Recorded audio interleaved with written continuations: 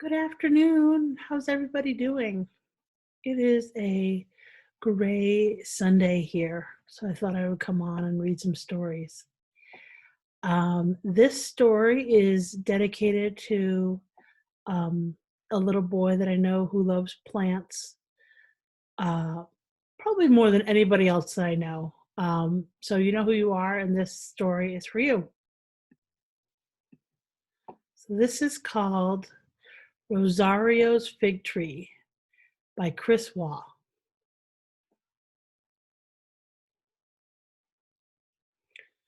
Rosario lives next door. He's a magician. He doesn't pull rabbits out of his hat or find pennies behind your ears. He's a garden magician. Here is how I know.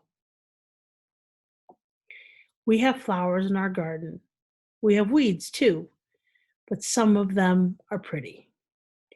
Rosario's garden is full of vegetables. Every spring, Rosario turns over the soil and gets it ready to grow things. He knows the perfect day to put in every plant and seed. It never snows or gets too cold after that. I ask him how he knows the right day, but he just smiles. It must be a magician's secret. I help on planting days. He tells me how big to make the holes. Some are as big as my hand, and some are as little as my baby finger. All spring and summer, Rosario grows tomatoes and peppers and beans and zucchinis and cucumbers and eggplants and lots of things I don't know.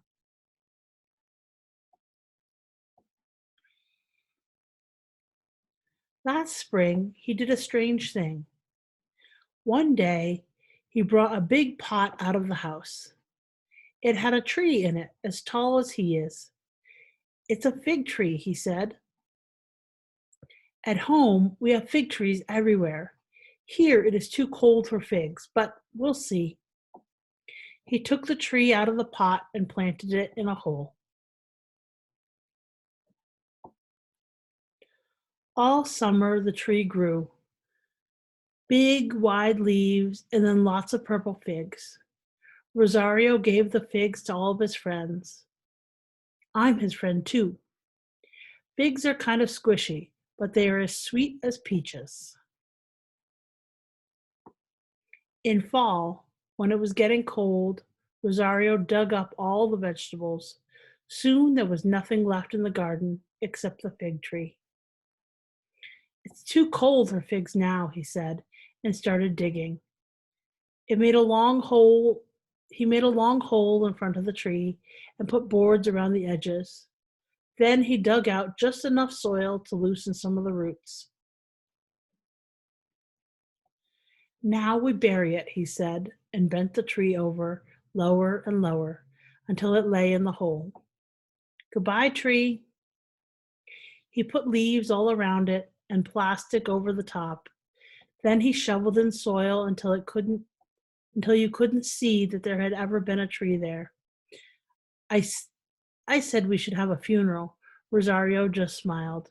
He didn't seem sad, but I know that he loved that tree. All winter I thought about the tree. It had snow all over it, and cold winds swooshed around the garden. Did dead things feel lonely?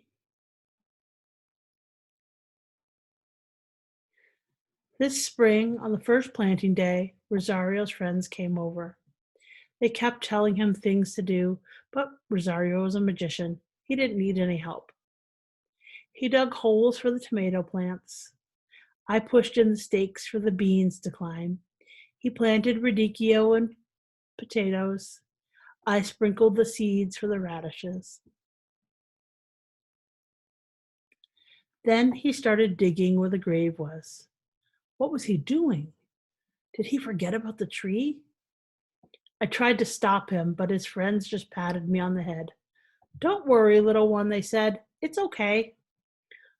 Off came the soil and the plastic and the dead leaves. but the tree lay there, still and dead.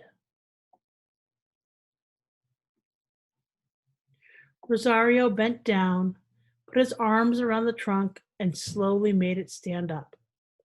It looked like he'd wanted to dance with the tree. Then he put soil all around the trunk. His friends cheered, but I didn't. It was creepy. The tree was standing up, but it was still dead. Every day I watched Rosario's garden. The tomato plants got taller. The radicchio poked its purple leaves out of the soil. The beans climbed their stakes, but the tree just stood there. Yesterday started to be summer. Just like home today, Rosario said. Beautiful blue skies, hot sun. Come look. And there it was, a new green leaf on the fig tree. You are a magician, Rosario, I said. No magic, he said. You just learn and then you know. And I know that Rosario is a magician for sure. Look, his tree grew back again and it has figs.